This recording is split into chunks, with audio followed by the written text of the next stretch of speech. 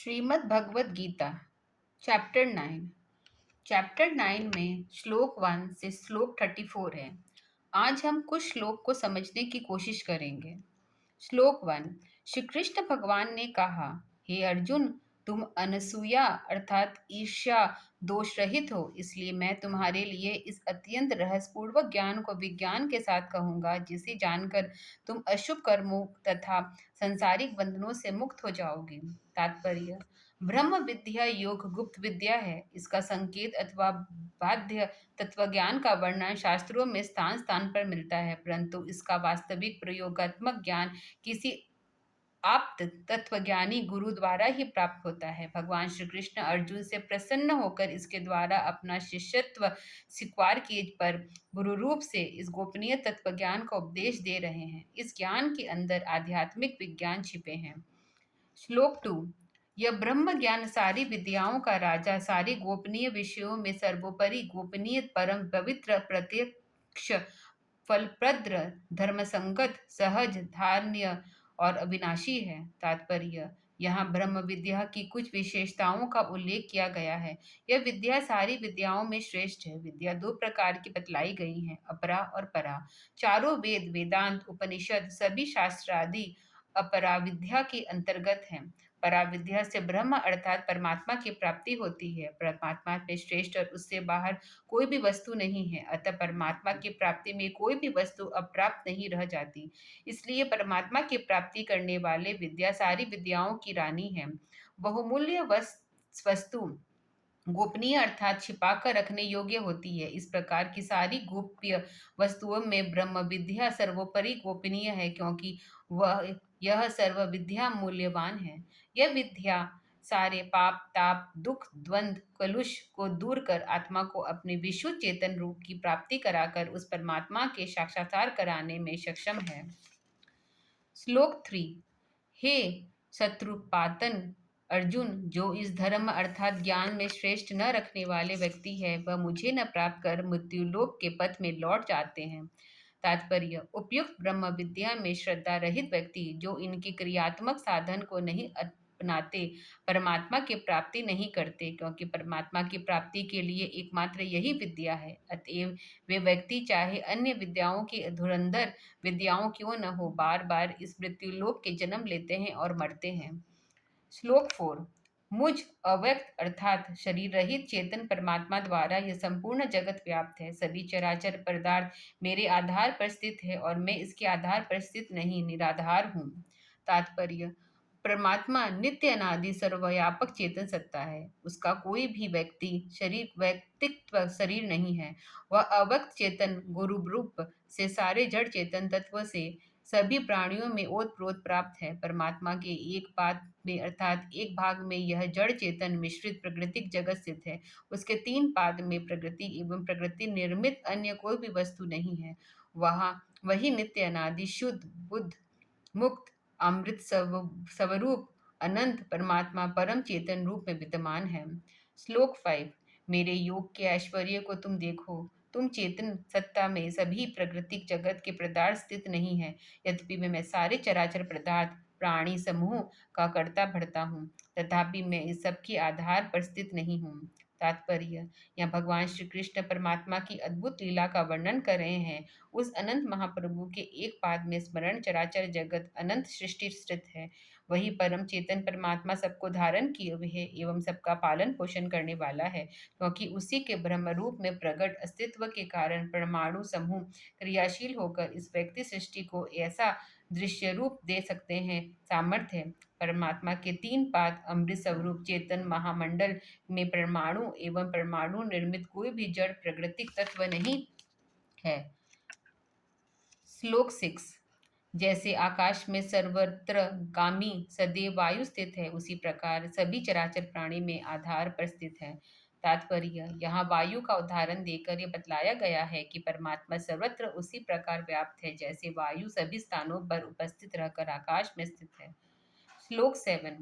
हे कुंती नंदन, प्रलय काल में समस्त जगत के पदार्थ मेरी प्रकृति के लीन हो जाते हैं और सृष्टि के प्रारंभ में उन सबका मैं सृजन करता हूँ। तात्पर्य, यहाँ भगवान श्री कृष्ण सृष्टि और प्रलय का कुछ वर्णन करते हैं। प्रलय उसे कहते हैं जब जगत के सारे पदार्थ अपने कारण रूप परमाणु में रूपांतरित हो जाते हैं। परमाणु को ही प्रकृति कहा गया है। उस समय अनंत जीव सुषुप्तावस्था में अपने अपने शरीर रहित होकर चले जाते हैं। अक्षर ब्रह्म के अंतर्मुख होने के जगत के पदार्थों का व्यक्त रूप नहीं रह जाता। पुण्य सृष्टि प्रारंभ में अक्षर ब्रह्म के प्रकट होने ही परमाणु समूह में कंपनायमान होने पर सृष्टि के सारे पदार्थों का दृश्य रूप निर्मित हो जाता है। तब सभी आत्माएं निज कर्म कोशानुकूल प्रकट हो जाते हैं। सृष्टि की यह रचना परम अक्षर के ईषण द्वारा अक्षर के प्रकट होने से होती है और अक्षर के गुप्त होने पर प्रलय हो जाता है। सभी परमाणु रूप होकर परमात्मा के चेतन आधार पर स्थित हो जाते हैं। श्लोक 8। प्रकृति के वश में विवश हुए इस सारे भूत समूह को मैं अभी अपनी प्रकृति का आश्रय लेकर पुण्य पुण्य निर्माण करता हूँ। तात्पर्य, यहाँ भगवान श्री कृष्ण कहते हैं कि परमात्मा अर्थात परम अक्षर प्रकृति अर्थात परमाणु में अक्षर ब्रह्म के द्वारा इस जगत की रचना करता है। परमाणुओं के एक दूसरे से मिलने चाहिए। प्रकृति परमाणु को एक दूसरे से मिलने पर क्रमशः आकाश, वायु, अग्नि, जल और पृथ्वी इस पंचतत्वों की रचना होती है। बाद में परमात्मा के संकल्प मात्र से सारे उत्पत्तिस्थित एवं प्राणी समूह में व्यक्त शरीर की रचना होती है। ये सभी प्राणियों के शरीर प्राकृतिक अर्थात परमाणु के वश में आई परमाणुओं से पांच तत्वों से निर्मित है, स्वतंत्र नहीं है। श्लोक 9। हे अर्जुन, उन कर्मों के उदासीन जैसे स्थित और अनासक्त मुझ में वे कर्म नहीं बांधते। तात्पर्य, परमात्मा सृष्टि का रचिता, पालन करता एवं लय करता है। परमात्मा सृष्टि रचना, पालन एवं प्रलय करना आदि कर्मों में बांधता नहीं है, क्योंकि वह उदासीन एवं निरासक्त होकर इस कर्मों को करता है। परमात्मा चेतन सत्ता है जो प्रकृति में व्यक्त होकर भी प्रकृति में परे है, अतः वह प्रकृति एवं प्रकृतिक संबंधी कर्मों के बंधन से कभी भी नहीं बांधता। वह नित्य शुद्ध बुद्ध और मुक्त स्वरूप है। श्लोक 10। हे कुंती नंदन, मेरी ही आध्यात्म अध्यक्षता में यानी प्रेरणा से परमाणु द्वारा चराचर संकुल जगत की उत्पत्ति होती है। इसी कारण जगत के परिवर्तन होता रहता है। तात्पर्य, अक्षर ब्रह्म के प्रकट होने पर उसकी कंपन शक्ति से कंपित गतिशील होकर परमाणु समूह एक अन्य के संयुक्त होते होते क्रमशः स्थूलीकरण की स्थिति पे आता है। इस प्रक्रिया से कि ही जगत के पंचभूत एवं उसमें अन्य स्थूल पदार्थों की रचना होती है। परमात्मा तो सर्वव्यापी नित्य अनादि चेतन सत्ता है। प्रलय काल के जगत में सभी पदार्थ परमाणु के परिणत होकर और सभी जीवों के शरीर की परमाणु स्वरूप होकर परमात्मा के आधार पर स्थित रहते हैं। भगवान श्री कृष्ण ने इसी भाव को व्यक्त करते हुए यहाँ कहा है कि मेरी अध्यक्षता में अर्थात मेरी प्रेरणा से ही प्रकृति सृष्टि करती है और जगत का प्रलय होता है। यहाँ पर यह प्रेरणा अक्षर ब्रह्म की गतिशीलता का गुण ही है, ऐसा समझना चाहिए। प्रकृति को अलग से स्त्री वाचक अस्तित्व नहीं है। परमाणु को ही प्रकृति, माया आदि आदि कहा गया है। श्लोक 11। मेरे परमात्मा स्वरूप को न जानने वाले अज्ञानी मनुष्य समस्त चराचर जगत के स्वामी मुझको मनुष्य का शरीर धारण करने वाला जानकर मेरा अनादर करते हैं। तात्पर्य, परमात्मा निज अनादि चेतन सत्ता है। उसके इस रूप को अज्ञानी निगूरे लोग नहीं जानते, प्रत्यक्ष नहीं देख पाते। अतः उस परमात्मा को मनुष्य शरीरधारी समझ करके विमूढ़ लोग परमात्मा का एक प्रकार से अपमान भी करते हैं। सर्वव्यापी परमात्मा सत्ता कहाँ कैसे उपाय आएगा अथवा जाएगा? वह क्यों मनुष्य आदि शरीर को धारण करेगा? यहाँ भगवान श्री कृष्ण परमात्मा के अवतार ग्रह संबंधी लोगों की धारणा पर प्रकाश डाल रहे हैं। परमात्मा मनुष्य अथवा किसी अन्य प्राणियों, कच्छप, वाराह आदि का शरीर धारण नहीं करता। जो व्यक्ति ऐसा समझते हैं कि परमात्मा पृथ्वी को भार हरण करने के लिए अर्थात किसी विशेष कार्य करने के लिए मानव शरीर धारण करता है, वे अज्ञानी विमूढ़ व्यक्ति है। परमात्मा की असीम ऐश्वर्य, अनंत शक्ति, ज्ञान का बोध उसकी किंचिदपि नहीं है।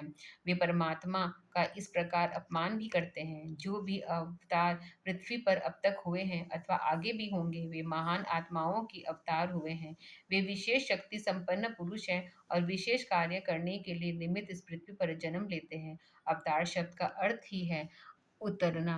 अवतार का मतलब है किसी ऊंचे स्थान से नीचे की ओर उतरना।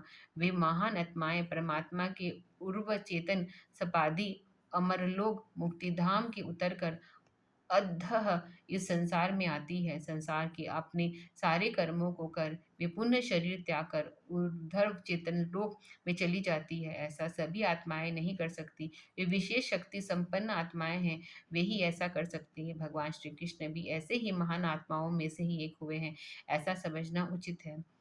श्लोक 12। राक्षसी एवं आसुरी अज्ञानजन्य स्वभाव वाले व्यक्ति, जिनकी आशाएं निष्फल हो चुकी है, जिनके समस्त कर्म स्वानुकूल फलप्रद नहीं हुए हैं, जो ब्रह्मपूर्ण ज्ञानवान है, वे मुझ परमेश्वर को मनुष्य आदि के शरीर धारण करने वाला मन का मुझे अपमानित करते हैं अर्थात मेरा अवहेलना करते हैं। तात्पर्य, यहाँ भी भगवान श्री कृष्ण स्पष्ट शब्दों के कह रहे हैं कि परमात्मा का कभी भी मनुष्य आदि शरीर में जन्म नहीं होता। ऐसा वे लोग समझते हैं जिनकी सारी आशाएं, सारे कर्म, सारा ज्ञान नष्ट हो चुका है।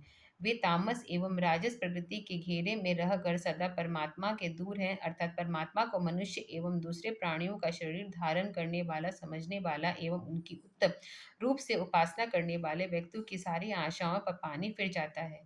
उसके कर्म अच्छे फल नहीं देते, उनका ज्ञान निम्न रतनीय ब्रह्मपूर्व होता है। परमात्मा सर्वव्यापी चेतन सत्ता है, वह अवतार ग्रहण नहीं करता, वे अवतार ग्रहण करने की आवश्यकता ही नहीं पड़ती।